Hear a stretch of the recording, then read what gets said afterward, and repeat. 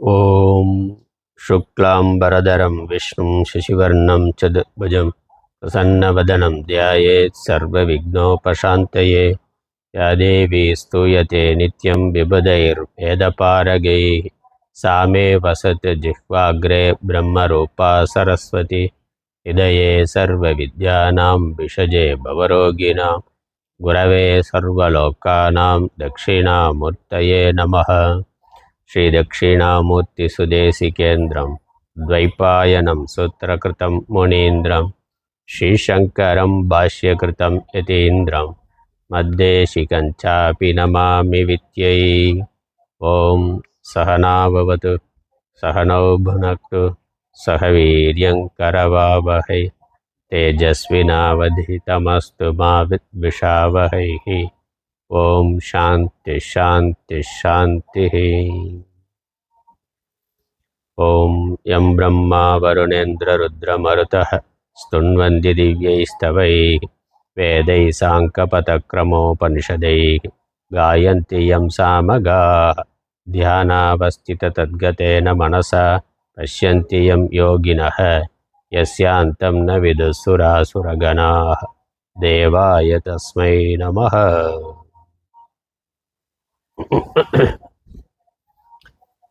ஸ்ரீமத் பகவத்கீதையினுடைய சாரத்தை பார்த்து கொண்டிருக்கின்றோம்.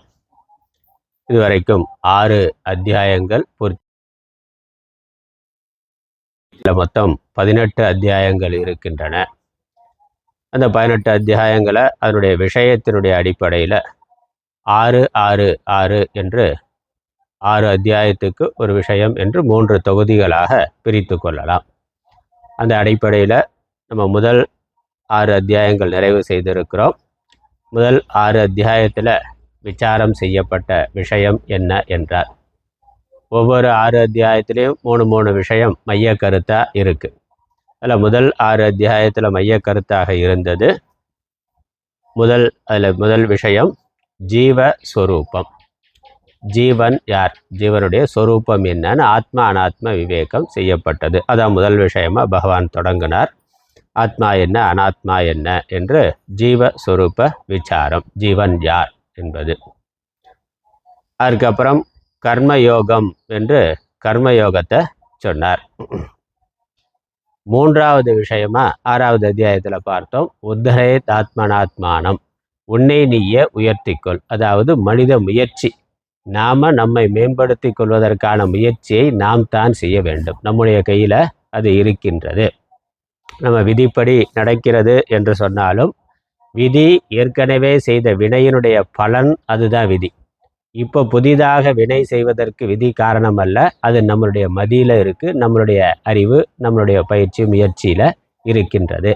அதனால் நம்முடைய மேன்மைக்காக, அது லௌகிகமாக இருக்கலாம், ஆன்மீகமாக இருக்கலாம், எதுவாக இருந்தாலும் நம்முடைய உயர்வுக்காக, முக்கியமாக மனிதனாக இருக்கக்கூடிய ஜீவன் அவனுடைய மேன்மைக்காக அவனே முயற்சிக்க வேண்டும் என்று அந்த மனித முயற்சியானது சொல்லப்பட்டது. இதான் முதல் 6 அத்தியாயத்தில் சொல்லப்பட்ட 3 விஷயம். ஒன்று ஜீவஸ்வரூபம், ஆத்மா அனாத்மாவை பற்றி பேச்சு, அது விவேகம். அதுக்கப்புறம் அந்த ஆத்மாவிலேயே மனதை நிறுத்துவதற்கான தகுதியை பெறுவதற்காக கர்மயோகம், அப்புறம் ஆத்மாவை பற்றிய அறிவை அடைவதற்கான ஞான யோகம், அதற்கான முதல் கட்ட சாதனையாக கர்மயோகம். ரெண்டையுமே சொன்னார். கர்மயோகம் ஞான யோகம் ரெண்டையும் சொல்லியிருந்தாலும் கர்மயோகம் தான் விரிவாக சொல்லப்பட்டது. 3வது 4 5 அத்தியாயங்களில் முழுக்க விரிவாக கர்மயோகத்தை தான் சொன்னார். 2வது அத்தியாயத்திலையும் ஞான யோகத்தில் ஆரம்பித்தாலும் அதுக்கப்புறம் கர்மயோகத்தை தான் விரிவாக சொன்னார். அதனால் அதிகமாக பேசப்பட்டது கர்மயோகம், ஞானத்தை பெறுவதற்கான தகுதியை பெறுவதற்கான சாதனை கர்மயோகம். அதுக்கப்புறம் மனித முயற்சியினுடைய முக்கியத்துவம், அதையும் வலியுறுத்தி நீதான் உன்னை உயர்த்தி கொள்ள வேண்டும். ஏனெனில் உனக்கு நீயே நண்பன், உனக்கு நீயே பகைவன். யாருடைய புலன்களும் மனமும் அவனுடைய கட்டுப்பாட்டில் இருக்கின்றதோ அவனுக்கு அவன் நண்பனாக இருக்கிறான். ஒரு நண்பன் எப்படி நமக்கு நன்மையை செய்வானோ அதே மாதிரி நம்முடைய உடம்பும் மனது நமக்கு நன்மையை செய்ய வேண்டும் என்றால் அது தர்மத்தின் வழி நிற்க வேண்டும். அப்படி இல்லை என்றால் அடக்கமுடைமை இல்லை என்றால் அது நமக்கு பகைவனாக, ஒரு எதிரி எப்படி நமக்கு கெடுதலை செய்வானோ அதே மாதிரி நம்மளுடைய உடம்பு மனதே நமக்கு கெடுதலை செய்யும். யாருக்கு அவர்களுடைய கட்டுப்பாட்டில் இல்லையோ, அவர்களுடைய இந்த பொறிகளும் மனதும் அவர்களுடைய கட்டுப்பாட்டில் இல்லையோ, அவன் தர்ம விரோதமான செயல்களை செய்கிறான். அதனால் அவனுக்கே அவன் கேடு ஏற்படுத்தி கொள்கின்றான். அதான் எதிரி. எதிரி யாரும் அவனுக்கு குழி தோண்ட வேண்டியதில்லை, அவனே தோண்டிக்குவான். அவனுக்கு தோண்டிக் கொள்கிறான். ஏன்னா கோபத்தினாலேயோ இல்லை வெறுப்புனாலேயோ இல்லை காமத்தினாலேயோ ஒரு சமூக விரோதமான தர்ம விரோதமான செயலை செய்கின்ற பொழுது அதற்கான விளைவை அவன் அடைகிறான். உடனே அந்த பிறவில் அடையலாம், குற்றவாளியாகி வாழ்க்கை முழுக்க சிறையில் இருக்கிற மாதிரி வரலாம், மரண தண்டனை வரலாம். அது எதிரி பண்ணாத கெடுதல். எதிரி பண்ணாமல் இவனுக்கு இவருடைய புலனடக்கம் இல்லாததுனால ஏற்படுத்தி கொண்ட கெடுதல். அது மட்டும் இல்லை, அவனுக்கு அதனால் பாப்பம் வருது. மறு உலகங்களிலும் அவன் கீழ்மையை அடைகின்றான். அதனால் உன்னுடைய வாழ்க்கை உன்னுடைய கையில் என்று அந்த மனித முயற்சியினுடைய முக்கியத்துவத்தை வலியுறுத்தி சொன்னார். இதான் முதல் 6 அத்தியாயங்களுடைய 3 முக்கியமான விஷயங்கள். இதே மாதிரி 2வது 6 அத்தியாயம், அதாவது 7வது அத்தியாயத்திலிருந்து 12வது அத்தியாயம் வரைக்கும் 3 விஷயங்கள் சொல்லப்படுகின்றன. இதில் முதலாவதான விஷயம் ஈஸ்வர சொரூபம், ஈஸ்வர விசாரம். கடவுள் யார், கடவுளுடைய சொரூபம் என்ன என்று, எப்படி ஜீவன் யார்னு சொன்ன மாதிரி கடவுள் யார், கடவுள் எப்படி இருக்கிறார், கடவுளுடைய வடிவம் என்ன, அவருடைய சொரூபம், அவருடைய தன்மைகள் என்ன, அவர் எப்படி உலகத்தை படைக்கின்றார், எப்படி உலகத்தை நடத்துகின்றார் என்று அந்த கடவுளை பற்றிய விசாரம் வருகின்றது. அதுவும் நம்மளுடைய வேதங்களில் என்ன சொல்லப்பட்டு இருக்கிறதோ அதை அப்படியே சாரமாக தொகுத்து இங்கே பகவான் சொல்லுகின்றார். அதனால் ஈஸ்வர விசாரம், கடவுளை பற்றிய கருத்து. அதுக்கப்புறம் கடவுளை அடைவதற்கான, கடவுள் இருக்கிறார்னு தெரிந்து கொள்கிறார், அவர் எப்படி இருக்கிறார்னு தெரிந்து கொள்கிறான். அதுக்கப்புறம் அந்த கடவுளை அடைவதற்கான பக்தி என்பது இந்த அத்தியாயத்தில் விரிவாக சொல்லப்படுகின்றது. இந்த 6 அத்தியாயங்களில் பக்தி அங்கே கர்மயோகம் சொல்லப்பட்ட மாதிரி இங்கே பக்தி யோகம் அல்லது உபாசனா யோகம், அந்த பக்தி என்பதை பற்றி விரிவாக பேசுகின்றார். எப்படியெல்லாம் பக்தர்கள்லாம் எப்படி இருக்கிறார்கள், பக்திங்கிறது எப்படி இருக்கணும் என்பதை பற்றி பக்திங்கிறத விரிவாக சொல்கிறார். அதுக்கப்புறம் 3வது விஷயம் ஈஸ்வரனுடைய அனுக்கிரகம் என்பது, கடவுளுடைய அருள். ஒருவன் வெற்றி பெறுவதற்கு அவனுடைய முயற்சி தேவை என்றாலும், அது முதல் 6 அத்தியாயத்தில் சொல்லப்பட்டது, நீ முயற்சி பண்ணணுங்கிறது. அதுக்கு இங்கே நம்மளுடைய முயற்சி மட்டும் போதுமானது இல்லை, அதற்கு மேலே கடவுளுடைய அருளும் தேவை என்பதை, ஈஸ்வர அனுக்கிரகத்தோட முக்கியத்துவத்தை இந்த 6 அத்தியாயங்களில் சொல்லுகின்றார். அதனால் இதில் 2ல் எதை விட்டாலுமே அது நமக்கு முழுமையாக இருக்காது. பக்தி மட்டும் இருக்க முயற்சி பண்ணலை அப்படின்னாலும் வெற்றி கிடைக்காது. முயற்சி மட்டும் பண்ணுறான், பக்திங்கிறது இல்லைனாலும் வெற்றி கிடைக்காது. பலவிதமான தடைகள் வரும். எந்த தடை எப்படி எங்கேருந்து வருங்கிறது நமக்கு தெரியாது, அது பகவானுக்கு தான் தெரியும். அந்த மாதிரி அதிர்ஷ்டமான பிரதிபந்தங்களை நிவர்த்தி பண்ணுறதுக்கு பகவான் தான் ஒரே சாதனம். அதனால் ஈஸ்வர அனுக்கிரகத்தோட முக்கியத்துவம் என்பது அதையும் வலியுறுத்தி சொல்லுகின்றார். அதில் ஈஸ்வர ஸ்வரூபம், பக்தி, சாதனம், ஈஸ்வரனை அடைவதற்கான சாதனம் பக்தி, அதுக்கப்புறம் ஈஸ்வர அனுக்கிரகம், அதனுடைய முக்கியத்துவம், இந்த 3ம் இந்த 6 அத்தியாயங்களில் பேசப்படுகின்றன. முதலாவது, அதாவது 7வது அத்தியாயம் ஞான விஞ்ஞான யோகம். இந்த அத்தியாயத்துக்கு பேர் ஞான விஞ்ஞான யோகம் என்பது ஒரு சிறிய அத்தியாயம்தான், 30 ஸ்லோகங்கள் இருக்குது. ஞானம் என்றால் கடவுளை பற்றிய அறிவு, முக்கியமாக சகுணமாக ஒரு ரூபத்தோடு இருக்கக்கூடிய கடவுள், நமக்கு அந்நியமாக வேறாக கடவுள் இருக்கிறார். கடவுள் இருக்கிறார், எப்படி இருக்கிறார், அவர் என்ன செய்கிறார் என்று கடவுளை பற்றிய ஒரு சாமானியமான ஞானம், அது ஞானம். அதையும் சொல்கிறார், பகவான் சொல்லுகின்றார். அதுக்கப்புறம் கடவுள் ஆத்மாவாக இருக்கின்றார் என்று புரிந்து கொள்வது, கடவுள் எனக்கு அந்நியமாக இல்லை, அல்லது கடவுளுக்கு அந்நியமாக நான் இல்லை, கடவுள் எனக்கு வேறாக இல்லை, கடவுளுக்கு வேறாக நான் இல்லை என்று புரிந்து கொள்வது விஞ்ஞானம், தெளிந்த ஞானம். அதனால் முதல்ல ஞானம், அப்புறம் தெளிந்த ஞானம். முதல்ல கடவுள் இருக்கிறாருங்கிறது, அதுக்கப்புறம் கடவுள்தான் எல்லாமாக இருக்கிறார் என்று புரிந்து கொள்ளுதல் விஞ்ஞானம். இந்த 2ஐயுமே இந்த அத்தியாயத்தில் தெளிவாக சொல்கிறதுனால இந்த அத்தியாயத்திற்கு ஞான விஞ்ஞான யோகம் என்று பெயர். இந்த அத்தியாயத்தில் முதல் 12 ஸ்லோகங்கள் ஈஸ்வர ஸ்வரூபம் சொல்லப்படுகின்றது. முதல் ஸ்லோகத்திலிருந்து 12வது ஸ்லோகம் வரைக்கும் ஈஸ்வருடைய ஸ்வரூபம் என்ன என்பதை சொல்லுகின்றார். கடவுள் யார், கடவுள் இருக்கிறாரானா, கண்டிப்பாக கடவுள் இருக்கிறார். அந்த கடவுள் இருக்கிறார்னா அவர் எப்படி இருக்கிறார் என்று சொல்லுகின்ற பொழுது இங்க உலகத்திற்கு காரணமாக கடவுள் இருக்கிறார். கடவுள் இருக்கிறார்னா உலகம் காரியமாக இருக்கின்றது, இதற்கு காரணமாக கடவுள் இருக்கிறார் என்று கடவுளை பற்றிய அறிமுகம் சொல்லப்படுகின்றது. அதனால் ஜெகத் காரணம் இதுதான் பொதுவாக ஆன்மீகத்துக்கான அடிப்படையான விஷயம். கடவுளே இல்லை அப்படின்னு முடிவு பண்ணிட்டா நாஸ்திகனாக இருக்கிறான். இந்த உலகம் தோன்றி இருக்கிறது, ஒரு காலத்தில் தோன்றியது, உலகம் இயங்கி கொண்டிருக்கின்றது, உலக இயக்கத்தில் ஒரு ஒழுங்கு நியதி இருக்கின்றது. இந்த உலகம் ஜடமானதாக இருக்கிறதுனால அது தானாக தோன்றியதாக இருக்க முடியாது. ஆகவே இதை தோற்றுவித்தவர் என்று ஒருவர் இருக்கிறார். அப்புறம் உலக இயக்கத்தில் ஒரு ஒழுங்கு இருக்கின்றது. ஜடப்பொருள்களாக இருந்தாலும் அவைகளுக்குள்ள சில இயற்கை விதிகள் இருக்குது, இயற்பியல் விதிகள் இருக்குது, ஒழுங்கு நியதி இருக்கின்றது. அப்போ அதை நடத்துகின்ற, அதை தீர்மானித்த, அதை நடத்துகின்ற, அதை செயல்படுத்தி கொண்டிருக்கின்ற ஒரு சக்தியானது இருக்கின்றது. அந்த புரிந்து கொள்ளுதல் அதுதான் கடவுள் இருக்கிறாருங்கிற புரிந்து கொள்வதற்கான, கடவுளை ஏற்றுக்கொள்வதற்கான முதல் விவேகம் அடிப்படை. அல்ல ஜெகத் காரணம். இந்த உலகத்தில் இப்போ நம்ம பார்க்குறோம் எல்லாமே காரிய ரூபமாக இருக்குது. ஒரு மரம் அப்படின்னாக்கா அது எங்கேருந்து வந்தது? திடீர்னு முளைச்சி வரலையே. அந்த மரம் வர்றதுக்கு ஒரு விதையானது, ஒரு மூலமாக ஒரு காரணம், ஒரு விதையானது இருக்கின்றது. அப்புறம் அந்த விதை எப்படி வந்ததுன்னா அதுதானா வந்ததானா? இல்லை, அந்த விதைக்கு மூலமாக காரணமாக இன்னொரு மரமானது இருக்கின்றது. இப்போ இது ஒரு தொடர்ச்சியாக இருக்குது. காரண காரியம் காரண காரியம்னு தொடர்ச்சியாக வந்து கொண்டு இருக்கு. இப்படித்தான் உலகத்தில் இருக்கக்கூடிய எல்லா பொருள்களுமே அப்படித்தான் இருக்குது. இந்த பூமின்னு நம்ம சொன்னாலும் பூமி இன்னொன்றிலிருந்து வந்தது அப்படித்தான் சொல்கிறோம். பூமிங்கிறது ஒரு பிரளய வெடிப்புலேருந்து தோன்றியது, இல்லை சூரியனுடைய ஒரு பகுதியாக அதிலிருந்து சிதறி வந்த ஒரு துகள் அப்படின்னு அறிவியல் சொல்லுகின்றது. அப்போ இதற்கும் ஒரு காரணமானது இருக்கின்றது. ஏதோ ஒரு காலத்தில் தோன்றியதுங்கிறது தெரிகின்றது. இந்த தோற்றத்திற்கு மூலமாக, விதையாக, காரணமாக ஒன்று இருக்கிறதுங்கிறதும் அறிவியல் ரீதியாக ஏற்றுக்கொள்ளப்பட்ட ஒன்று தான். அதுதான் அறிவு.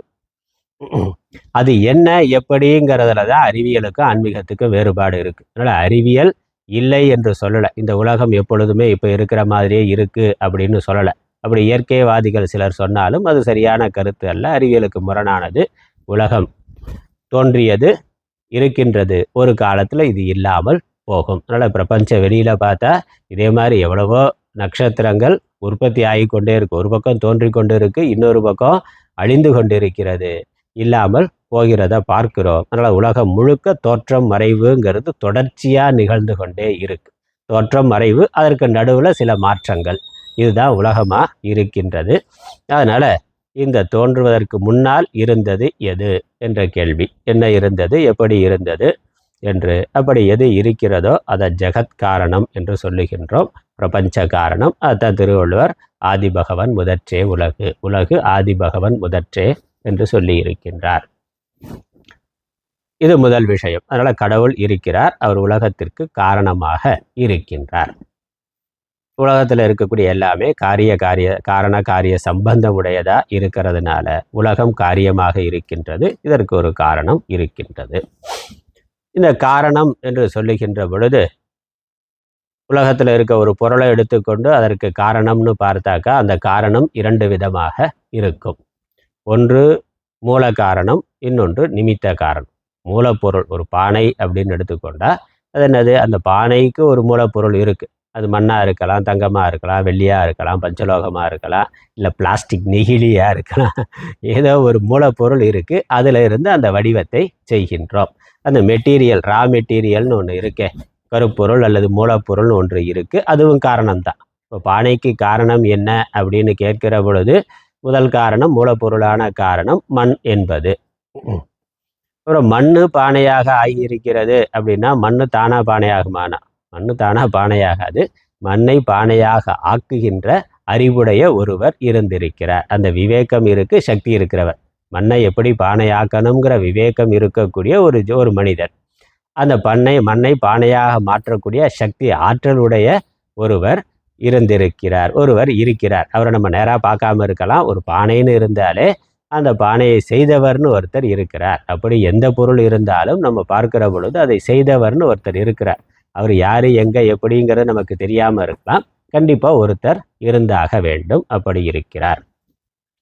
இப்போ அந்த அதுவும் காரணம் தான். அது இல்லைன்னா வராது. மண்ணு பானை ஆகாது. அப்போ அதுக்கு அந்த காரணத்துக்கு நிமித்த காரணம்னு பேர். நிமித்த காரணம். அவர் அதை செய்திருக்கின்றார். ஒரு அறிவுடைய சக்தியுடைய ஒரு ஜீவன் ஒருவர் அதை செய்திருக்கிறார். அதனால் இந்த காரியம்னு பார்க்கிற பொழுது தோன்றி இருக்கிற பொருள்னு பார்த்தா அதற்கு 2 காரணம். ஒன்று மூல காரணம், அதை சம்ஸ்கிருதத்தில் உபாதான காரணம்னு சொல்லுவோம். உபாதான காரணம், மெட்டீரியல் காஸ், உபாதான காரணம். அப்புறம் நிமித்த காரணம், இன்டெலிஜென்ஸ் காஸ், அறிவு காரணம், நிமித்த காரணம் என்று பெயர். இந்த உலகம் ஒரு காலத்தில் தோன்றியது, இதை காரியம் என்று சொன்னால் இந்த உலகத்திற்கு மூல காரணம் எது, நிமித்த காரணம் எது? இந்த கேள்வி வருது. இது ஒன்றிலிருந்து தோன்றியது காரியம்னு சொல்லிட்டாக்கா அடுத்த கேள்வி இந்த ரெண்டும் என்னங்கிறத சொல்லணும். மூல காரணம் எது, அந்த உபாதான காரணம் எது, நிமித்த காரணம் எதுங்கிற கேள்வி வருது. அதற்கு சாஸ்திரம் சொல்லுகின்றது, இந்த உலகத்தை பொறுத்த வரைக்கும் உபாதான காரணம் நிமித்த காரணம் இரண்டும் கடவுள்தான். சாதாரணமாக உபாதான காரணம் நிமித்த காரணம் வேற வேறையா இருக்கும். இந்த உபாதான காரணம் காரியம் எங்கே இருக்கோ அங்கேயெல்லாம் இருக்கும். மண்ணிலேருந்து பானை பண்ணிட்டா பானை எங்கே கொண்டு போனாலும் ஒன்று சேர்ந்தானே போகும். இல்லை அந்த உபாதான காரணத்தையும் காரியத்தையும் பிரிக்க முடியாது. ஏன்னா உபாதான காரணம் தான் காரியமாக விளங்கி கொண்டு இருக்கிறது. இல்லை மண் போகிற இடத்துல எல்லாம் பானை போகிற இடத்துல எல்லாம் மண் இருக்கும், கண்டிப்பாக இருக்கும். மண்ணும் பானையும் பிரிக்க முடியாத ஒன்று. ஆனால் அதை செய்த குயவன் அவன் தனியாக இருக்கிறான். அவனுடைய கடையில் உட்காந்துருப்பான், பானையை மட்டும்தான் வாங்கிட்டு வருவான், அவனை வாங்கிட்டு வர மாட்டோம். அவர் தனித்தனி, எப்போதும் தனிதான். தனக்கு வெளியே இருக்க ஒரு மூலப்பொருளை வச்சு அவர் அதை செய்திருக்கிறார், அவ்வளோதான். ஆனால் கடவுள் அப்படி இருக்கிறாரான்னா அவர் ஏதோ ஒரு உலகத்தில் உட்கார்ந்து கொண்டு எங்கேருந்து ஏதோ ஒரு பொருளை எடுத்து உலகத்தை செய்திருக்கிறார் அப்படின்னு சொல்லலாமா, சொல்ல முடியுமானா அப்படி சொன்னால் அது யுக்திக்கு பொருந்தாது. ஏன்னா அந்த மூலப்பொருள் வெளியே எங்கேயோ தனியாக இருக்குது, மண் எடுத்து பண்ணுற மாதிரி தனியாக இருக்குன்னா அந்த மூலப்பொருளை யார் படைச்சது? அது கேள்வி வருது இல்லை. அது யாராவது படைச்சிருக்கணும்னா அது இயற்கையாக இருக்குன்னு சொல்லணும். அது இயற்கையாக இருக்குன்னா உலகமே இயற்கையாக இருக்குன்னு சொல்லிடலாம், கடவுளுங்கிறதே சொல்ல வேண்டியதில்லை. இல்லை அதையும் கடவுள் தான் படைச்சாருன்னா அந்த அந்த மூலப்பொருளை படைக்கிறதுக்கு எங்கேருந்து மெட்டீரியல் எடுத்தார்? அது கேள்வி வரும்ல. அந்த மூலப்பொருளுக்கு மூலப்பொருள் எது அப்படின்னா, துணி வருதுன்னா துணிக்கு மூலப்பொருள் நூல் எங்கேருந்து வருது? அதுக்கு ஒரு மூலப்பொருள் இருக்குது, பருத்தின்னு ஒன்று இருக்குது. அதனால் கடவுள் ஏதோ ஒரு உலகத்தில் இருந்து எங்கேயோ ஒரு பொருளை எடுத்து உலகத்தை படைத்தார்னு சொன்னாக்கா அது முடிவில்லாத ஒரு கேள்வி வரும். அதற்கு மூலப்பொருள் எது, அதற்கு மூலப்பொருள் என்ற கேள்வி வரும். சாஸ்திரம் என்ன சொல்லுது?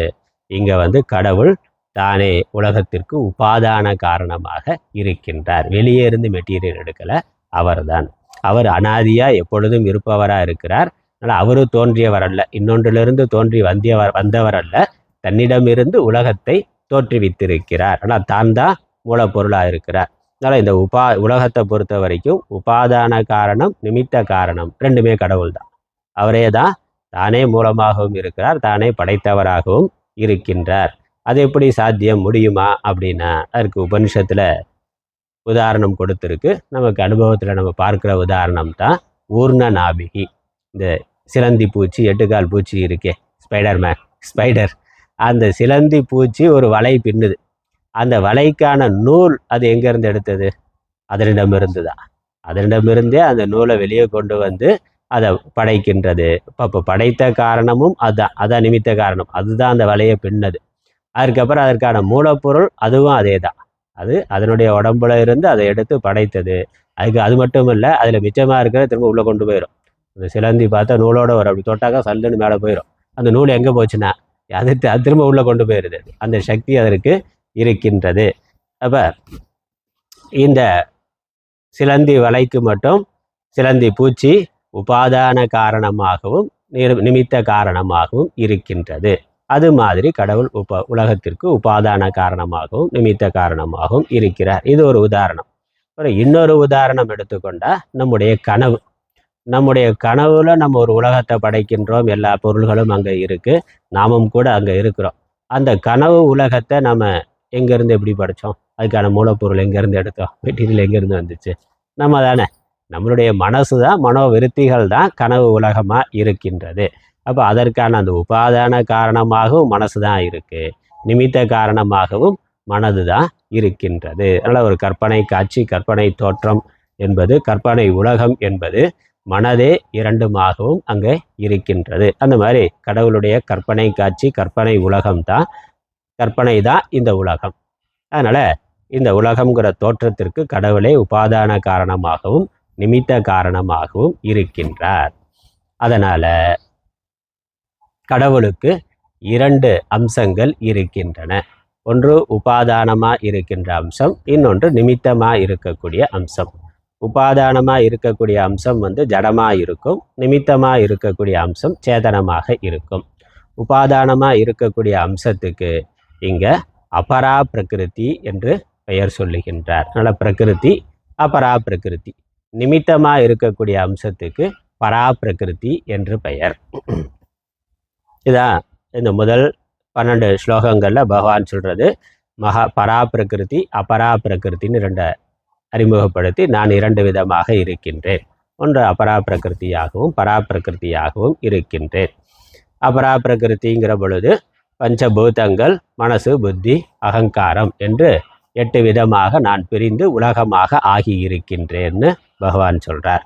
அதில் அபரா பிரகிருதிங்கிற பொழுது அது ஜடம் என்று புரிந்து கொள்ளணும். எப்படி உபாதான காரணம் ஜடமாக இருக்குது, மண் ஜடமாக இருக்குது, அபரா பிரகிருதி ஜடமானது. இன்னொரு அம்சம் அந்த சேத்தனம், அறிவு பொருள் அது அறிவு பொருள். அதனால் அதுக்கு பரா பிரகிருதி என்று பெயர். பரா பிரகிருதி அது சேத்தனம். இதனால் இந்த 2க்கும் இருக்குது. 2மே பகவானுடைய அம்சம்தான். பரா பிரகிருதி, பரா பிரகிருதி 2மே பகவானிடத்துல தான் இருக்குது. பகவான் தான் 2மாகவும் இருக்கிறார். ஆனால் ஒன்று ஜடமானதாக இருக்குது, இன்னொன்று சேத்தனமானதாக இருக்கின்றது. ஒன்று. அதுக்கப்புறம் இன்னொரு வேறுபாடு, இந்த 2க்கு வேறுபாடு, 2 பேருக்கும் முக்கியமாக 4 வேறுபாடு இருக்குது பரா பிரகிருதி அபரா பிரகிருதிக்கு.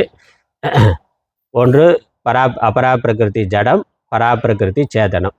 இன்னொன்று அபரா பிரகிருதி சகுணம், அது குணத்தோடு கூடியது. சத்துவம், ரஜஸ், தமஸ்ங்கிற 3 குணங்களை கொண்டது. அந்த 3 குணங்களில் பேதங்களை, ஏற்றத்தாழ்வுகள், பல விகிதாச்சார மாறுபாடுகளை ஏற்படுத்தி அந்த அடிப்படையில் தான் உலகத்தை சிருஷ்டி செய்திருக்கின்றார். அதனால் அந்த 3 குணங்களுடைய மாறுபாடு தான் உலகத்தில் இருக்கக்கூடிய எல்லா வேறுபாடுகளும். அதனால் அது சகுணம் என்று பெயர். எப்படி நம்ம ஒரு 7 வர்ணங்களை வைத்துக்கொண்டு அதிலிருந்து பலவிதமான வர்ணங்களை உண்டு பண்ணுறோம். அடிப்படை 2 கலர் தான், கருப்பு வெள்ளை, இல்லைன்னா 7 கலர் சொல்லணும். 7 நிறங்கள், அது பலவிதமாக கலந்து எண்ணற்ற நிறங்களாக இருக்குது. அந்த மாதிரி சத்துவம் ரஜஸ் தமஸ்ங்கிற 3 குணங்கள் தான் இந்த உலகமாக இருக்கின்றது. அதனால் இந்த அபரா பிரகிருத்தியுடைய குணம் சகுணம், அபரா பிரகிருதி சகுணமானது. அதான் தத்துவபோதத்தில் எப்படிங்கிறது, சிருஷ்டி எப்படி வந்ததுன்னு இருக்குது. அதனால் தத்துவபோதம் எடுத்தாச்சு, அது நீங்கள் கேட்டு தெரிஞ்சிக்க வேண்டியதுதான். தத்துவபோதத்தில் எப்படி இருக்குது, இந்த பிரம்மம் மாயை, அங்கே பரா பிரகிருத்திய பிரம்மங்கிற வார்த்தையிலையும் அபரா பிரகிருத்திய மாயைங்கிற வார்த்தையிலையும் சொல்லி, மாயை சகுணமானது, சத்துவம் ரஜஸ் தமஸ்ங்கிற 3 குணங்களை கொண்டது. அந்த மாயை சத்துவத்திலேருந்து என்ன வந்தது, ரஜஸ்லேருந்து என்ன வந்தது, தமஸ்லேருந்து என்ன வந்தது அப்படிங்கிறதெல்லாம் மற்ற நூல்களில் அது விரிவாக சொல்லப்பட்டிருக்கின்றது. பகவான் இங்கே ரொம்ப சுருக்கமாக சொல்கிறார். இங்கே நம்ம நினைவில் வைத்து கொள்ள வேண்டியது, அபரா பிரகிருதி மாயை, அது சகுணமானது. பராக் பிரகிருதி அது பிரம்மம், அது நிர்குணமானது. அதற்குன்னு சொந்தமான எந்த குணமும் இல்லை. அது சச்சிதானந்த ஸ்வரூபம், அதற்குன்னு குணம் என்று இல்லை. அதனால் நிர்குணம் சகுணம். அதுக்கப்புறம் அபரா பிரகிருதி மாயை சவிகாரம், அது மாறுபடும் தன்மை உடையது. அந்த மாறுபாடு தான் உலக மாறுபாடாக இருக்கின்றது. பலவிதமான தோற்றங்கள். மண்ணுன்னு எடுத்துக்கொண்டால் மண்ணில் அதற்கு விகாரம் அது பல விதத்தில் மாறுபடுத்தி தான் பானை, மற்ற அண்டா, குண்டா, சட்டி பலவித வடிவங்களை கொண்டு வரோம். அப்போ அதற்குன்னு ஒரு மாறுபடும் தன்மையானது அந்த மண்ணுக்கு இருக்குது. ஏன்னா எல்லா மண்ணுலேயும் பானை பண்ணிட முடியாது, அதுக்குன்னு ஒரு களிமண் இருக்குது, அதுதான் எப்படி வளைச்சாலும் வளையும்னா அந்த தன்மை இருக்கிறதுனால தான், அந்த விகாரம் அடைகிற தன்மை இருக்கிறதுனால தான் அதிலிருந்து பலவற்றை உண்டு பண்ணுகின்றோம். அந்த மாதிரி மாயை விகாரம் அடையும் தன்மையுடையது. அதுதான் உலகத்தில் இருக்கக்கூடிய சகல விகாரங்களுக்கும் காரணமாக இருக்கின்றது. அதனால் அபரா பிரகிருதி மாயை சவிகாரம். இந்த ஆத்மா பிரம்மம் அல்லது பரா பிரகிருதி அது நிர்விகாரம், எவ்விதமான மாறுபாடும் அடையாம எப்பொழுதும் ஒரே தன்மையில் இருப்பது, ஒரே தன்மையில் ஒரே மாதிரி இருக்கக்கூடியது. அதுக்கப்புறம் இந்த அபரா பிரகிருதி மாயை அது மித்யா. அது மித்தியான தற்காலிகமானது, பொய்யான தோற்றம் உடையது, இருப்பது போல் இருப்பது, ஆராய்ந்து பார்த்தா அது உண்மையில் இல்லை. அதற்குன்னு சொந்தமான இருப்பு இல்லாதது. மண்ணிலிருந்து வந்த பானைக்குன்னு சொந்தமான இருப்பு இல்லை, மண்ணோட இருப்பு தான். மண்ணு தான் பானையாக இருக்கின்றது. மண் பானைன்னு சொன்னாலும் 2 பொருள் அங்கே இல்லை, ஒரே பொருள், ஒரே இருப்பு தான் இருக்கின்றது. மண் ஒரு வடிவத்தில் இருக்கிற பொழுது பானைங்கிற பெயரை சொல்கிறமே ஒழிய பானைன்னு ஒரு உண்மையான பொருள் தோன்றவில்லை. மண்ணுக்கு வேறாக மண்ணை விட்டுட்டு பானைன்னு தனியான ஒரு பொருள் இல்லை. பானைன்னு தனியான ஒரு பொருள் இல்லை அப்படிங்கிற பொழுது ஏன் பானைன்னு சொல்லணும், மண்ணுனே சொல்லலாமேனா? மண்ணு தானே. அது பானை தோன்றுவதற்கு முன்னாடி மண்ணு தான், பானையாக இருக்கிற பொழுதும் மண்ணு தான், பானை உடஞ்சி போனாலும் மண்ணு தான். அதனால் மண் மட்டும்தான் உண்மையான பொருள். அதனால் பானைங்கிற பெயரே தேவையில்லை, அதை மண்ணுனே சொல்லலாமே அப்படின்னு. 4 பானை இருக்கிற பொழுது, இல்லை 4 விதமான பானை இருக்கிற பொழுது எல்லாமே மண்ணு தானே. அந்த மண்ணை எடுன்னு சொன்னேன், எந்த மண் எடுக்கிறது? அதில் குழப்பம். வெறும் மண்ணு மட்டுமா இருந்தால் குழப்பம் இல்லை. அதை 10 வடிவத்தில் செய்து வைத்த பிறகு உண்மை பொருள் மெய்தானே. நான் இப்பொழுது உண்மையை மட்டும்தான் பேசுவேன், அதனால் அந்த மண்ணை எடுனாக்க எந்த மண் குழப்பம் வரும். அப்போ விவகாரத்தில் அதற்கு ஒரு வடிவம் இருக்கிறதுனால அதற்கு ஒரு பெயருங்கிறது வைக்கிறோம். அதனால் பெயர் வடிவம் அப்படிங்கிறது தான் அங்கே உண்டானதே. அந்த குயவன் உற்பத்தி பண்ணியிருக்கிறதே என்னன்னாக்க அந்த மண்ணுக்கு ஒரு வடிவம் கொடுத்து ஒரு பெயரை வச்சிருக்கிறான், அவ்வளோதான். அவன் வேற ஒன்றும் பண்ணலை. அவன்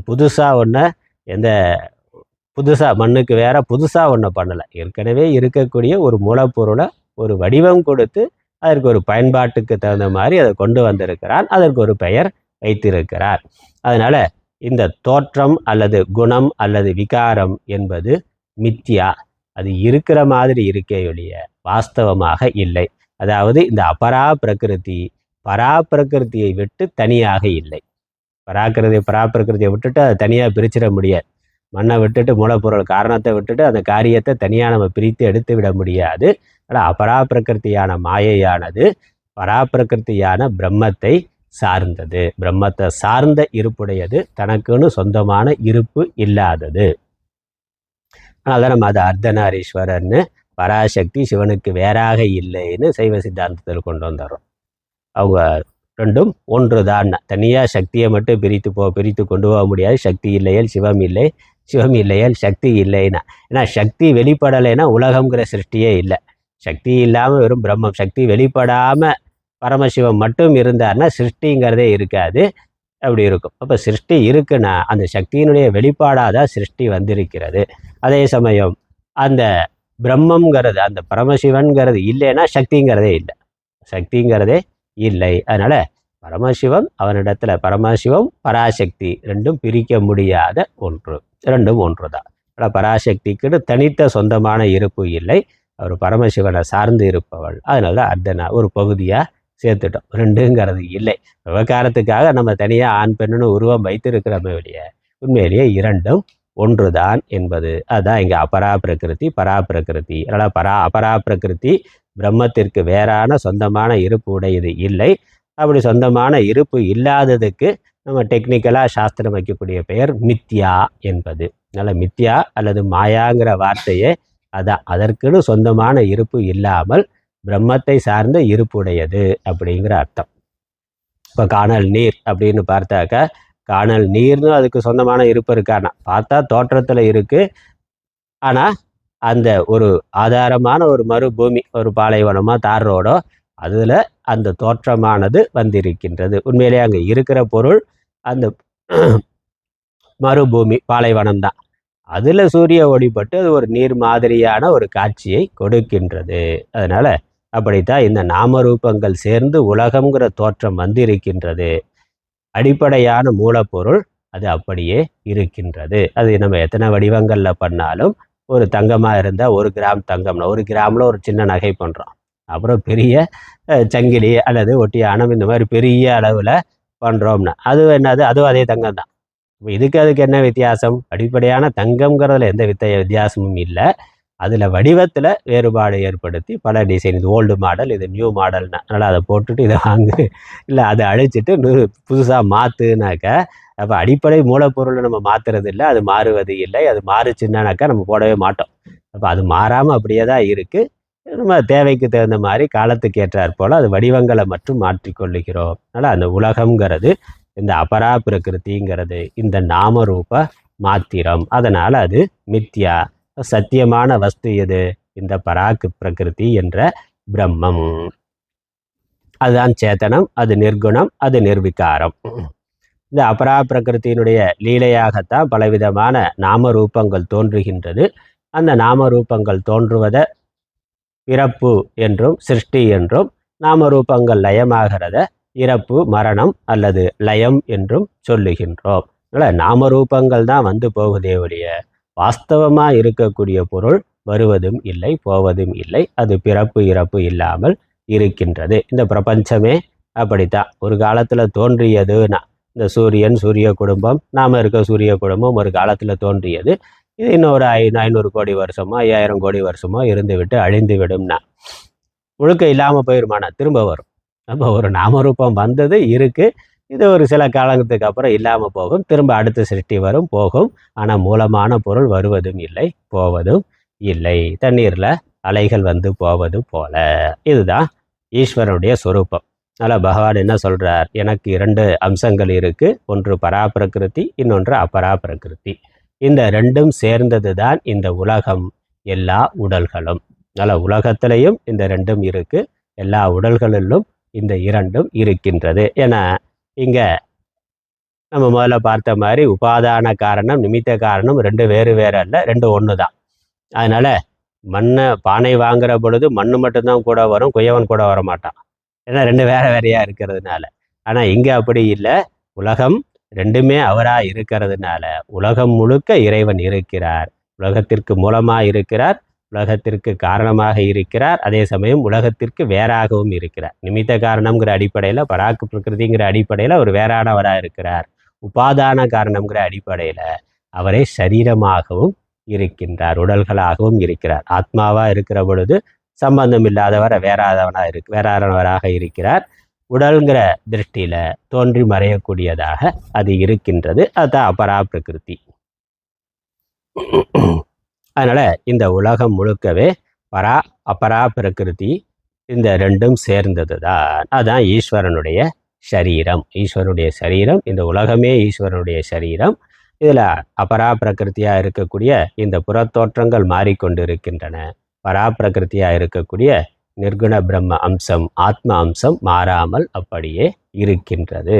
அதனால் ஒரு சின்ன எறும்பு கொசுவாக இருக்கலாம், ஒரு அணுவாக இருக்கலாம், இல்லை பிரம்மாண்டமான ஒரு பெரிய நட்சத்திரமாக இருக்கலாம். எல்லாமே இந்த 2 தான். ஒன்று மாறாத ஒரு அம்சம், இன்னொன்று மாறுபடுகின்ற அம்சம். இதை நாம் புரிந்து கொள்ளணும். இதான் ஈஸ்வர ஸ்வரூபம் என்று இங்கே தெளிவாக சொல்லி இருக்கிறார். அப்புறம் நம்ம ஸ்லோகங்களை வைத்து பார்க்கறது கடைசியாக பின்னாடி பார்க்கலாம். இதற்கு அடுத்த விஷயம் இந்த சம்சார காரணம் என்னங்கிறத சொல்கிறார். 13வது ஸ்லோகத்திலிருந்து 19வது ஸ்லோகம் வரைக்கும் சம்சார காரணம், மோட்ச காரணம் ரெண்டையுமே இங்கே வர்ணனை பண்ணுறார். இந்த ஈஸ்வரன் பராப்பிரகிருதி அபராப்பிரகிருத்தியாக 2ஆக இருக்கிறார். அதனால் உலகம் பராப்பிரகிருதி அபராப்பிரகிருதி 2 அம்சங்களையும் கொண்டதாக இருக்குது. ஒரு ஜீவன், ஒரு உடல் என்கிற பொழுது இந்த உடம்புலையும் பராப்பிரகிருதி அபராப்பிரகிருத்தின்னு இருக்குது. உடம்புக்குள்ளே இருக்கக்கூடிய சேதனமான ஆத்மா பராப்பிரகிருதி, உடம்பு அபராப்பிரகிருதி. அதனால் உடம்பு ஜடமானது, ஆத்மா சேதனமானது. உடம்பு சகுணமானது, ஆத்மா நிர்குணமானது. உடம்பு சவிகாரமானது, அது பிறந்ததுலேருந்து மாறிக்கொண்டே இருக்குது. சவிகாரமானது. உள்ளே இருக்க ஆத்மா அது நிர்விகாரமானது. உடம்பு மித்யாவானது, ஆத்மா சத்தியமானது. ஆனால் இதுதான் உண்மை. உலகத்துக்கும் இதான் உண்மை, ஜீவனாகிய நமக்கும் இதுதான் உண்மை. உலகமும் இப்படிப்பட்டது தான், ஜீவனும் இப்படிப்பட்டவன் தான். ஆனால் இந்த உண்மையை அறியாதவர்கள் இந்த 2ம் கலந்து இருக்கிறதுல பராப்பிரகிருத்தியை பற்றி விவேகம் இல்லாமல் அபராப்பிரகிருத்தியை மட்டும், அதாவது உடலை மட்டும், ஆத்மா பற்றி விவேகம் இல்லாமல் உடலை மட்டும் யார் பற்றி கொள்ளுகிறார்களோ அவர்கள் சம்சாரத்தில் இருக்கிறார்கள். அதான் சம்சார காரணம். இந்த உடம்பு தான் இருக்கிறது, உடம்பு மட்டும்தான் இருக்கிறது, உடம்பு தான் நான். அதே மாதிரி உலகம் மட்டும்தான் இருக்கு. அந்த உலகம் சத்தியம் என்று நினைக்கிறது, அதுதான் நம்முடைய இன்ப துன்பங்களுக்கு காரணமாக இருக்கின்றது. ஏன்னா உடம்பு தான் நான், உலகம் சத்தியம்னாக்கா உடம்பு ஒரு காலத்துல பிறந்தது, ஒரு காலத்துல அழியக்கூடியது. அப்ப நான் பிறப்பவன், நான் அழியக்கூடியவன், எனக்கு பிறப்பு உண்டு, மரணம் உண்டு. அதே மாதிரி உலகம் அது சத்தியம் என்று நினைக்கிற பொழுது உலகத்திலிருந்து வருகின்ற இன்ப துன்பங்களும் நமக்கு சத்தியமாக இருக்கின்றன. உலகம் நிலைத்த தன்மை உடையதல்ல, ஏன்னா அது அபரா பிரகிருதி, மாறுபடும், சவிகாரம், மாறுபடக்கூடிய தன்மை உடையது. அப்போ அது மாறுபடுகின்ற பொழுது நமக்கு இன்ப துன்பம் வருகின்றது. நமக்கு ஆதரவாக இருந்த துன்பம் இன்பம், அது மாறுபட்டு எதிராக போகிற பொழுது துன்பம்ங்கிறது வருகின்றது. அது மாறுபடாமல் அதை நிறுத்த முடியுமானா நிறுத்த முடியாது, அதோட தன்மையே அப்படித்தான். அதனால் அதில் நிரந்தரமான பாதுகாப்பு உலகத்தில் இருந்து அபரா பிரகிருத்தியை பிடித்து கொண்டால் இந்த உடம்பு சுகமாக இருக்கிறதுக்கு அல்லது நான் சாஸ்வதமாக இருக்கணும்னு நினைத்து அதற்காக உலக பொருள்களை நம்ம பற்றி கொண்டா அதில் நமக்கு நிரந்தரமான பாதுகாப்பானது இருக்காது. நிரந்தரமான பாதுகாப்பு உலகத்தில் எந்த பொருளும் நமக்கு கொடுக்க முடியாது. ஏன்னா இந்த உடம்பு உலகம் ரெண்டுமே மாறுபடக்கூடியது. நம்ம என்ன நினைக்கிறோம், நிறைய பணம் இருந்தால் பாதுகாப்பாக இருக்கும், நிறைய உறவுகள் இருந்தால் பாதுகாப்பாக இருக்கும் அப்படின்னா அந்த பணம் தான் ஆபத்தாகுது. பாதுகாப்பு எது பாதுகாப்பாக இருக்கும்னு நினைக்கிறோமோ அதுவே ஆபத்தாக ஆகின்றது. எந்த உறவு பாதுகாப்பாக இருக்கும்னு நினைக்கிறோமோ அந்த உறவே கூட ஆபத்தாக ஆகின்றது, துன்பத்தை தருவதாக ஆகின்றது.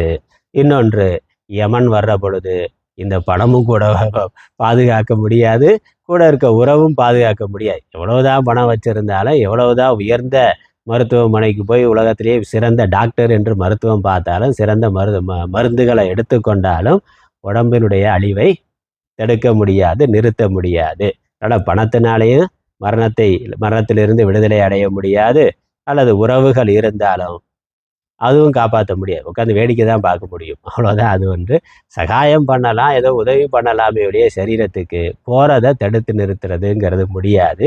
அதனால் இந்த உலகமோ இந்த உடல் பணமோ மற்ற உறவுகளோ வேற எந்த பொருளோ இந்த அபரா பிரகிருத்தியில் இருக்கக்கூடிய எந்த பொருளுமே நமக்கு ஒரு நிரந்தரமான பாதுகாப்பை தர இயலாது. எதுக்கு? இந்த உடம்புக்கு நிரந்தரமான பாதுகாப்பை யாரும் எதுவும் தர முடியாது. என்னதான் கவனமாக இருந்தாலும் சளி பிடிக்கிறது, காய்ச்சல் வர்றது எல்லாம் வருது. அது பெரிய செல்வந்தனுக்கு வருது, பெரிய அதிகாரத்தில் இருக்கிறாருன்னா எல்லாத்தையும் பார்த்து பார்த்து பண்ணுறான். சாப்பாடில் இருந்து அவர் குடிக்கிற தண்ணீரில் இருந்து எல்லாத்தையும் அவ்வளோ என்னதான் கவனமாக செக் பண்ணி கொடுத்தாலும் முழங்கால் வரியிலேருந்து தலைவலி, காய்ச்சல், சளி, இருமல் எல்லாத்துக்கும் வருது. அதனால் பெரிய பொறுப்பில் அதிகாரியாக இருக்கிறார், முதலமைச்சராக இருக்கிறார், பிரதம மந்திரியாக இருக்கிறார்னா அவன் சாப்பிட்ற சாப்பாடை பலமுறை செக் பண்ணி கொடுக்குறான். அதில் சுத்தமான தண்ணீர் கொடுக்குறான், அவர் போகிற இடமெல்லாம் சுத்தமாக இருக்கிற மாதிரி பார்த்துக்கிறான். எல்லா சுகாதார வசதிகளும் இருக்குது, நவீன வசதிகளும் இருக்குது. அவர் உடம்புக்கு எதுவும் வராமல் இருக்காருன்னா அவருக்கு வர்றது வந்து கொண்டு தான் இருக்குது. அப்போ இதெல்லாம் ஒன்றும் பண்ண முடியாது. விதிப்படி என்ன வரணுமோ, என்ன அவர் அனுபவிக்கணுமோ அதை அனுபவிச்சு தான் ஆகணும். அது அபரா பிரகிருத்தியில் இருக்கிறது. வெளியே இருந்து எதுவும் வரலைனாலும் உள்ளே வரும், உள்ளே இருந்தே தேய்மானம் வரும், அதில் பிரச்சனைகள் வரும். ஒரு உறுப்பு வேலை செய்யும், ஒரு உறுப்பு ஒழுங்காக வேலை செய்யாமல் போகும், முதுமையினால் வரக்கூடியது எல்லாமே இருக்குது. அதனால் இந்த அபரா பிரகிருத்தியை எந்த விதத்திலையும் நம்ம பாதுகாக்க முடியாது. ஆனால் அது மட்டும்தான் இருக்குது என்று அதை நம்மளுடைய பாதுகாப்புக்கு வைத்து கொண்டால் நிச்சயமாக நிரந்தரமான பாதுகாப்பு நமக்கு கிடைக்காது, நிம்மதியும் கிடைக்காது. முழுமையான நிம்மதியை எந்த உலக விஷயமும் உறவுகளும் எந்த பொருளும் கொடுக்காது, சந்தோஷத்தையும் நிரந்தரமாக எதுவும் கொடுக்காது. ஏன்னா அதுவே மாறுபடக்கூடியது, அதுவே சார்புடையது, அதுவே இருக்கிறதுக்கு இன்னொன்று சார்ந்து இருக்கு. அப்படி இருக்கிற பொழுது அது நமக்கு எப்படி நிம்மதியை கொடுக்கும்? கடவுள் இல்லை, கடவுள் வேணான்னு சொல்லி அரசியல் தலைவரை பிடிச்சிக்கிட்டு இருக்கிறான். அவர் தான் எனக்கு கடவுள், அவர் தான் எல்லாம் கொடுத்தார், அவர் என்னை காப்பாற்றுவார்னா அவரை காப்பாற்றுறதுக்கே ஆள் இல்லை. அடுத்த எலெக்ஷனில் ஓட்டை மாற்றி போட்டாக்கா அவரே தெருவுக்கு வந்துடுவார், அப்புறம் எப்படி அவர் காப்பாற்றுவார்? ஆனால் அறியாமையினால் மனிதர்கள் என்ன நினைக்கிறார்கள், இந்த உடம்பு, நிலையில்லாத உடம்பு, உலகம், இருக்கக்கூடிய செல்வம் அல்லது பதவி, அதிகாரம் இதெல்லாம் நமக்கு பாதுகாக்கக்கூடியதுன்னு நினைக்கிறார்கள். இதெல்லாமே அபரா பிரகிருதி, எல்லாமே மாயையானது, மித்தையானது, தற்காலிகமானது, தோற்ற மாத்திரமானது. அதனால் இதில் பாதுகாப்போ நிம்மதியோ இன்பமோ இல்லை, இன்பம் கிடைக்காது. அது கிடைக்கும்னு எதிர்பார்த்து அது பின்னாடி போகிறது தான் நம்மளுடைய துன்பங்களுக்கு காரணமாக இருக்கின்றது. இது சம்சார காரணம். இப்போ மோட்ச காரணம் என்னது? இந்த அபராபிரகிருத்தின்னு புரிந்து கொண்டு பராபிரகிருத்தியை பற்றி கொள்வதுதான். பராபிரகிருத்திங்கிற ஈஸ்வரனை, இறைவனை பற்றி கொள்வது என்பதுதான் மோட்ச சாதனம், மோட்சத்திற்கு காரணம். நிலையா இருக்கக்கூடிய பொருள், நிலையற்ற பொருளை விட்டுவிட்டு நிலையான பொருளை பற்றி கொள்ளுதல், அதையே இடைவிடாது சிந்தித்தல், தியானம் செய்தல், அதை அறிந்து கொள்வதற்கான முயற்சியை செய்தல் என்பதுதான், அதை அடைதல் என்பதுதான் நமக்கு நிரந்தரமான விடுதலை, நிரந்தரமான நிம்மதி, நிரந்தரமான இன்பம், நிரந்தரமான பாதுகாப்பு. அதை பகவான் சொல்றார். இதற்கு ஆகவே அதனால என்ன பண்ணணும்? இந்த உலகத்தினுடைய, உடலினுடைய அல்லது அபராபிரகிருத்தியினுடைய நிலையற்ற தன்மையை புரிந்து கொண்டு அதில் இருக்கக்கூடிய பற்றை விலக்கி, அபிமானத்தை விலக்கி, பாசம் அன்பை விலக்கி, இறைவனிடத்தில், ஆத்மாவிடத்தில் ஒருவன் பற்று கொள்ள வேண்டும், பாசம் கொள்ள வேண்டும். அப்படி அப்படி ஏற்படுத்தி கொள்கின்ற பற்று, அன்பு, பாசத்துக்கு தான் பக்தின்னு பேருன்னு பக்தியை அறிமுகப்படுத்துகின்றார். 20வது ஸ்லோகத்திலிருந்து 30வது ஸ்லோகம் வரைக்கும் இந்த சம்சார நிவர்த்தி சாதனம் அல்லது மோட்ச சாதனம் பக்தி. பக்திங்கிறது இறைவனிடத்தில், நிலையான பரம்பொருளிடத்தில் செலுத்துகின்ற மேலான அன்பு, அதுக்கு பக்தின்னு பேரு. அந்த பக்தியையும் பல விதங்கள்ல சொல்லுகின்றார். அந்த சாதனை, அந்த பக்தியிலையும் பகவானை அடையணுங்கிறது லட்சியமாகுது. இப்போ உலகப் பொருள்கள் அனித்தியமானதுன்னு புரிந்து கொண்டு நான் இதிலிருந்து விடுபட வேண்டும், இந்த இன்பத் துன்பங்கள்லிருந்து விடுபட வேண்டும், நித்தியமான இறைவனை, இறைநிலையை அடைய வேண்டும் என்று விரும்புகிறவன் அவன் பின்பற்ற வேண்டிய சாதனைகள் 3. அது நம்ம பார்த்து கொண்டிருக்கிறதான் கர்மயோகம், உபாசனை, ஞான யோகம் என்பது. இந்த பக்தனையும் நானா பிரித்து சொல்ற இந்த அத்தியாயத்தில் முக்கியமான ஒரு விஷயம், பக்தன் பகவான் கடவுள் இருக்கிறாருங்கிற நம்பிக்கை இருக்கு, அந்த கடவுளை வணங்குகிறான்.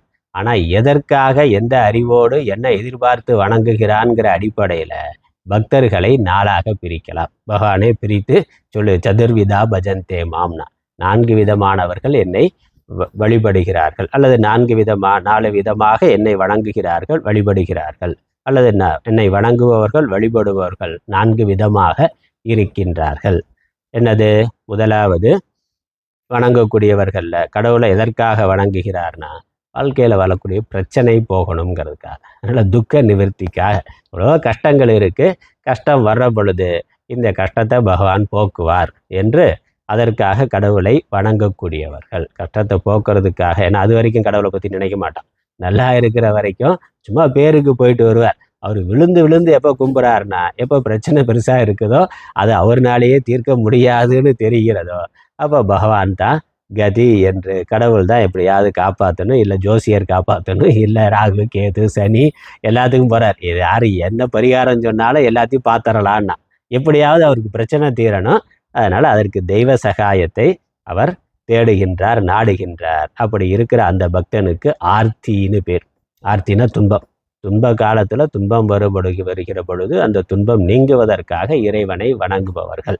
பிரச்சனை தீர்ந்துட்டா அதுக்கப்புறம் அந்த பக்கம் போக மாட்டான், திரும்ப அடுத்த பிரச்சனை வர்ற வரைக்கும். அடுத்த பிரச்சனை வந்தால் திரும்ப போவார். இல்லைன்னா இல்லை, அப்படி இல்லை, இந்த கடவுள் பிரச்சனையை தீர்க்கலைன்னா கடவுளையே மாற்றிடுவான். இந்த சரியில்லை, இந்த கடவுள் சரியில்லை, அதனால் அடுத்த கடவுளை பார்ப்போம், அவராவது தீர்த்து வைக்கிறாரான்னு. பிரச்சனைக்கு காரணம் அவரும் இல்லை, இவனுடைய விதி அப்படி பலமாக இருக்குது. ஆனால் கடவுளை மாற்ற சரியாயிருன்னு சொல்லி கடவுளையே மாற்றி பார்க்குறான், மதத்தை மாற்றி பார்க்குறான், என்னெல்லாம் பண்ணி பார்க்குறான். அப்போ துக்க நிவர்த்திக்காக கடவுளை வணங்கக்கூடியவர்கள்ங்கிறவர் ஒரு பிரிவு. அதனால் அவர்களுக்கு ஆர்த்தின்னு பேர். இன்னொரு பிரிவினர் என்னென்னா, சுகப்பிராப்திக்காக இன்னும் நிறையா பணம், ஏற்கனவே பணம் இருக்குது, இன்னும் நிறையா பணம் வேணும், இன்னும் ஏற்கனவே வாழ்க்கை வசதிகள் இருக்குது, இன்னும் தொழில் நல்லா அபிவிருத்தி ஆகணும், இன்னும் நிறையா வசதிகள் வேணும், இதெல்லாம் எனக்கு தேவை இருக்குது, அதனால பகவானே இதை கூட அதை கூட அதை கூடன்னு சொல்லி ஒரு பெரிய லிஸ்ட்டு வச்சு பிரார்த்தனையோட கடவுளை வணங்குபவர்கள். ஏற்கனவே இருக்கிறது ஒரு புண்ணியம் இருக்கிறதுனால குறைவில்லாமல் இருக்குது, அது பகவான் கொடுத்த அருள் என்று அவர்களுக்கு அந்த உணர்வு, பக்தி இருக்குது. ஆனால் அதோட போதுங்கிறது இல்லை, இன்னும் வேணும்னா இன்னும் வேணும், இன்னும் நிறையா கொடு, அப்படி கொடு, இப்படி கொடுன்னு சொல்லி அதற்காக ஸ்பெஷலாக ஹோமம் பண்ணுறது, பூஜை பண்ணுறது எல்லாம் பண்ணுறார். அப்போ அவருக்கு பேர் என்ன பேர்னா அர்த்தார்த்தின்னு பேர். அர்த்தத்தை விரும்புவர், பொருளை விரும்பி கடவுளை வணங்குபவர். அதனால் இவருக்கு லட்சியம் என்னன்னா பொருள் தான். உலக வாழ்க்கை சுகத்துக்கு, சுகமாக இருக்கிறதுக்கு நிறையா பணம் வேணும், உறவுகள் வேணும், அதிகாரம் வேணும், வேறு என்னெல்லாம் இவர் தேவை, லௌகிக்கமாக என்னெல்லாம் இருக்கோ அதெல்லாம் வேணும்னு நினைக்கிறார். அதெல்லாம் அடையிறதுக்கு இவர் முயற்சி பண்ணுறார். அதோட கடவுளுடைய அனுகிரகமும் வேணும்னு அதற்காக கடவுளை வணங்குறார். இப்போ இவர் கடவுளை வணங்குறது கடவுளுக்காக இல்லை, பொருளுக்காக. இவருடைய விருப்பம், தேவை, ஆசையெல்லாம் உலக சுகங்கள், உலக போகங்களை நல்லா அனுபவிக்கிறது.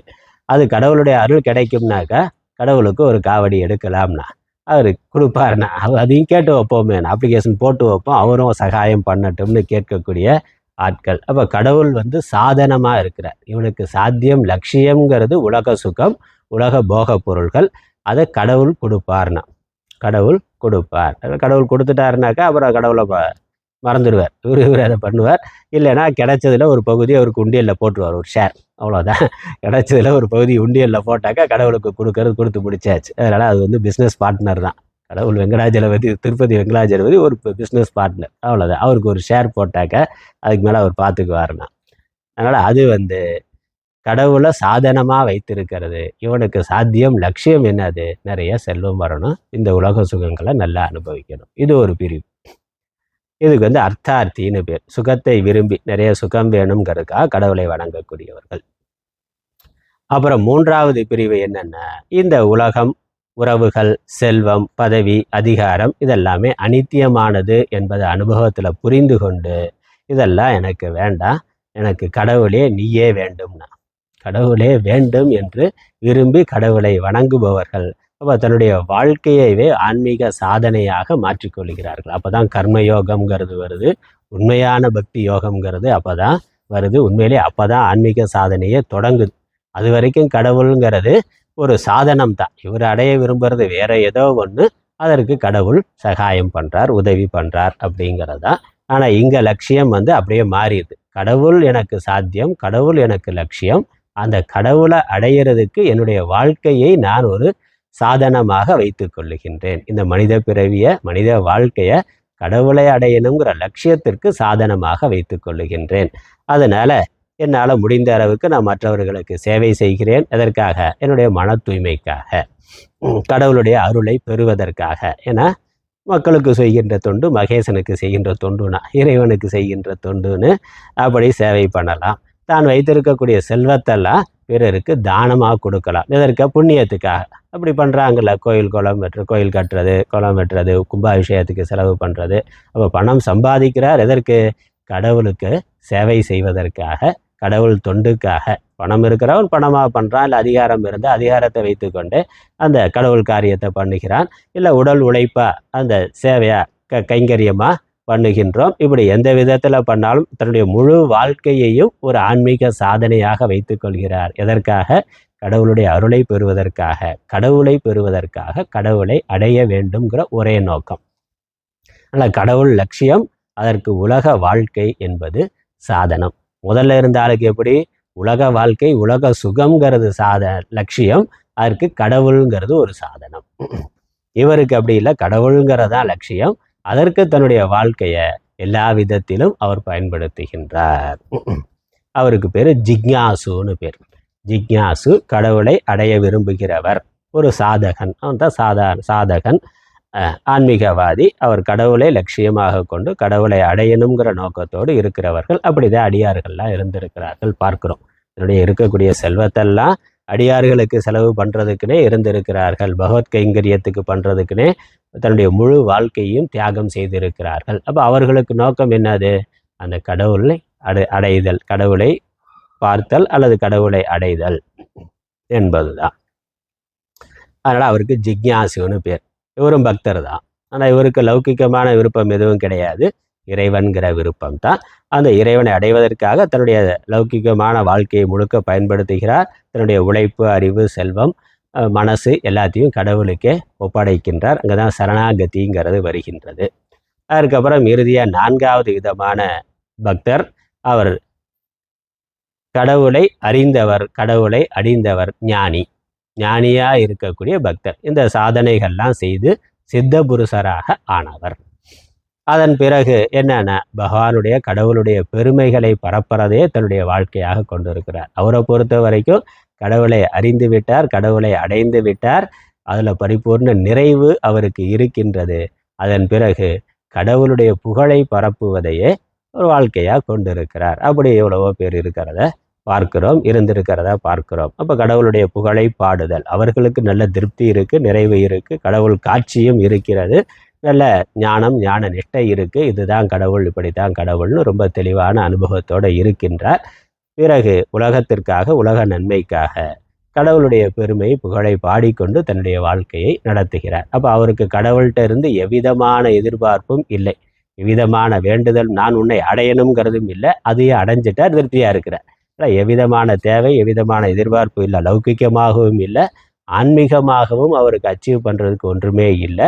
அந்த திருப்தி நிறைவு இருக்குது. அவரைத்தான் ஞானி என்று சொல்லுகிறோம், அல்லது யோகி என்று சொல்லுகிறோம். அவர் அதன் பிறகு முழுக்க பகவான் சிந்தனையிலேயே அந்த பகவானுடைய பெருமைகளை பரப்புறது என்று அவர் வாழ்க்கையை வைத்து கொண்டிருக்கிறார். இவரும் பக்தர் தான், ஞானி. இப்படி கடவுளுடைய பக்தர்கள் 4 விதமாக இருக்கிறார்கள். அவர்கள் செய்கின்ற பக்தி ஒன்று கர்மயோகம், ஒன்று கர்மயோகமாக பண்ணலாம். இப்போ இதில் மேலானது என்னன்னா, சகாமமாக பக்தி பண்ணுறதுங்கிறது கடைசி நிலை.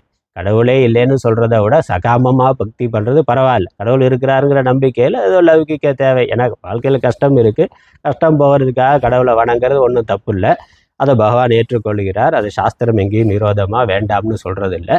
நம்ம வாழ்க்கைக்கு என்ன தேவை இருக்கோ அதை பகவான்கிட்ட பிரார்த்தனை பண்ணுறது தப்பு இல்லை, அதையும் பகவான் கொடுப்பார். ஆனால் அதோடு நிறுத்தி கொண்டா அங்கே தான் அறியாமைங்கிறது இருக்குது. இதுவும் தேவை, கேட்கலாம், ஒன்றும் தப்பு இல்லை. அது பகவானும் கேட்பதை கொடுக்குறேன்னு சொல்கிறார், அதெல்லாம் இங்கே இருக்குது.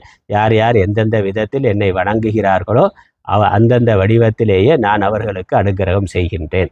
அந்த வடிவத்தில் அவர்களுடைய பக்தியை நான் உறுதியாக்குகின்றேன். அதை அனுக்கிரகம் பண்ணுறதன் மூலம் அவர்களுடைய பக்தியை நான் நிலை பெறச் செய்கின்றேன். அப்படியெல்லாம் பகவான் சொல்லுகின்றார். அது ஆரம்ப நிலையில் அப்படி இருக்கலாம். படிப்படியாக சகாமத்திலிருந்து நிஷ்காமமாக கர்மயோகத்திற்கு வர வேண்டும். உலகியல் பலனை எதிர்பார்க்காம பகவானுடைய அருளை எதிர்பார்த்து பண்ணுறது. அதுக்கப்புறம் அது உபாசனை. அதனால் கர்மயோகம் முதல்ல மற்றவர்களுக்கு சேவை, பகவத் கைங்கரியம் பண்ணுறது, உழவார பணி முதலானவைகளை பண்ணுறது, எந்த விதமான லௌகிக்க பலனும் எதிர்பார்க்காம கர்மயோகமாக சேவை பண்ணுறது. அதுக்கப்புறம் அதற்கு அடுத்தபடியில் ஜபம் பண்ணுறது, தியானம் பண்ணுறது, பாராயணம் பண்ணுறது, இந்த மாதிரி மனதை அடக்குவதற்காக மனதை இறைவனிடத்தில் நிறுத்துவதற்கான பயிற்சிகளை செய்கிறது, தியானம் முதலானவைகளை செய்கிறது. அது பக்தியினுடைய அடுத்த நிலை. அதனால் அதுக்கு பேர் உபாசனைன்னு பேர். அதுக்கப்புறம் வேதாந்த சாஸ்திரங்களை, தத்துவ சாஸ்திரங்களை, சித்தாந்த நூல்களை படிக்கிறதுங்கிறது ஞான யோகம். சைவ சித்தாந்தத்தில் எதனா சரியை கிரியை யோகம் ஞானம். ஞானம்ங்கிறது கடைசி நிலை. முதல்ல சரியை கிரியையெல்லாம் நல்லா பண்ணி பக்குவம் அடைந்த பிறகு யோகம். யோகம்ங்கிறது தியானம் தான்.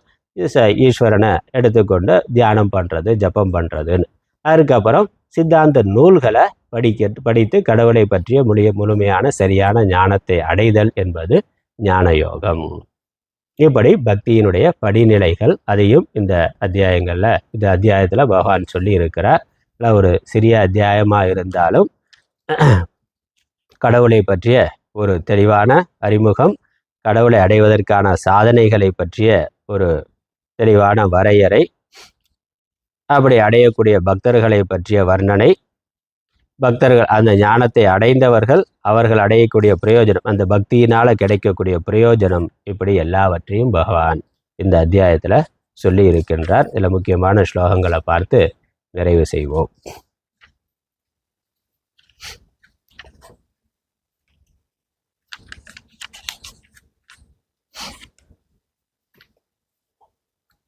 இதில் முக்கியமாக ஆரம்பிக்கிற போது சொல்கிறார், மனுஷியானாம் சகஸ்ரேசு கஷ்டித் யததி சித்தையே. ஆயிரக்கணக்கான மனிதர்களில் சிலரே என்னை அடைவதற்கான முயற்சி செய்கிறார்கள். அப்படி முயற்சி செய்பவர்களுள்ளும் சிலரே என்னை அடைகிறார்கள். அதனால் முயற்சிங்கிறது நம்மளுடைய பங்காக இருந்தாலும், அதை முந்தின அத்தியாயங்களில் பகவான் சொல்லியிருந்தாலும், அதை அடைவதற்கு இறைவனுடைய அனுக்கிரகம் வேணும் என்பது அதை இங்கே வலியுறுத்தி சொல்லுகின்றார். அதுக்கப்புறம் என்னுடைய நான் 2 விதமாக இருக்கின்றேன். என்னுடைய சரீரம், என்னுடைய பிரகிருத்தியானது 2 விதமாக இருக்கின்றது. அதனால் பூமிராப்போ நலோ வாயு கம்மனோ புத்திரேவச்ச அகங்காரம் இதீயமே பின்னா பிரகிருதி அஷ்டதா. நான் பரா பிரகிருதி அபரா பிரகிருத்தின்னு 2 விதமாக இருக்கிறேன். இந்த அபரா பிரகிருதி 8 விதமாக இருக்கின்றது. 8 விதம்னா பஞ்சபூதங்கள், அப்புறம் மனசு, புத்தி, அகங்காரம், இந்த 8ம் சேர்ந்து அபரா பிரகிருத்தின்னு பேர். அதான் ஜீவ சரீரம், இந்த உலகம்ங்கிறது அப்படித்தான். அதுக்கப்புறம் பராக் பிரகிருதியை பற்றி சொல்கிறாரு. பரா பிரகிருதிங்கிறது சர்வ வியாபகமாக இருக்கிறது, நிர்குணமாக இருக்கிறது, நிர்விகாரமாக இருப்பது, சர்வ வியாபகமாக இருப்பது. அதனால் மத்த பரதரம் நாண்யது கிஞ்சித் அஸ்தி தனஞ்சய, எனக்கு அந்நியமாக எதுவும் இல்லை. மயி சர்வமிதம் புரோதம் சூத்ரே மணிகணா இவ, ஒரு முக்கியமான ஒரு ஸ்லோகம். எல்லா உடல்களுள்ளும் நான் நான் உயிராக ஆத்மாவாக இருக்கின்றேன். அது பராபிரகிருத்தியோட ஸ்வரூபம். எது மாதிரி உதாரணம் சொல்கிறார். மணி கணம், நிறைய மணி இருக்குது. நவராத்திரி மாலை, ஒரு மாலை கட்டுறோம்னாக்கா அந்த மாலை ஒவ்வொரு மணியும் தனித்தனியாக இருக்கலாம், தனித்தனி வடிவத்தில் இருக்கலாம், தனித்தனி நிறத்தில் இருக்கலாம். நவராத்திரி மாலைனா எல்லா கலரும் இருக்கும். ஆனால் அந்த மணிகளுக்குள்ள ஒரு நூலானது ஊடுருவி அனைத்து மணிகளையும் கோர்த்து இருக்கின்றது. அந்த உள்ள இருக்க நூல் நமக்கு வெளியே தெரியறதில்லை, ஆனால் எல்லா மணிகளையும் அது இணைத்து இருக்கின்றது. அது மாதிரி என்னிடத்தில் இந்த உடல்கள் கோர்க்கப்பட்டிருக்கின்றன. அப்போ எல்லா உடல்களுள்ளும் ஆத்மாவாக நான் ஊடுருவி இருக்கின்றேன். அனைத்துள்ளும் ஒன்றே ஆகிய நான் வியாபித்து இருக்கின்றேங்கிற அந்த கருத்தை சொல்றார். அதுக்கப்புறம் இந்த பராபிரகிருத்தியை பற்றி வர்ணனை பண்ணுறார். திரிபுர் குணமயர் பாவைகி ஏபி சர்வமிதம் ஜகத்து, இந்த எல்லா உலகமும் 3 குணங்களால் ஆனது. அது அபராபிரகிருதி மாயையினால் ஆனது.